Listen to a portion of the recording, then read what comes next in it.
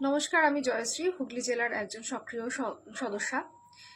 বিগত কিছুদিন আগে পশ্চিমবঙ্গ সরকার ডব্লিউবিসিএস পরীক্ষায় বাংলা ভাষার পরীক্ষা বাধ্যতামূলক করার পরেও, বিজ্ঞপ্তি জারি হয়ে যাওয়ার পরেও কিন্তু পুনরায় সেখানে হিন্দি এবং উর্দু ভাষার পরীক্ষা আবার অ্যাড করা হয়েছে, যার ফলে কিন্তু আমাদের পশ্চিমবঙ্গের বহিরাগত যে সমস্ত রাজ্য আছে সেখান থেকে বহিরাগত ছেলেমেয়েরা এসে তাদের ভাষায় তারা পরীক্ষা দিয়ে কিন্তু চাকরির সুযোগ এবং সুবিধা পেয়ে যাচ্ছে পশ্চিমবঙ্গের মাটিতে।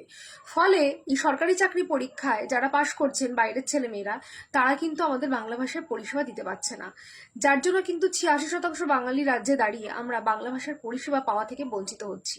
তাই আমাদের এই পশ্চিমবঙ্গের মাটিতে বাঙালিরা যদি বাংলা ভাষার পরিষেবা দাবি করেও তা না পায়, তাহলে আমরা কোথায় যাব? বাইরের সমস্ত রাজ্যে, রাজস্থান, ইউপি, বিহার, এসব জায়গায়। কিন্তু তাদের রাজ্যেও কিন্তু তাদের মাতৃভাষার পরীক্ষাটা তারা বাধ্যতামূলক করে রেখেছে, যেটা আমাদের পশ্চিমবঙ্গের মাটিতে নেই।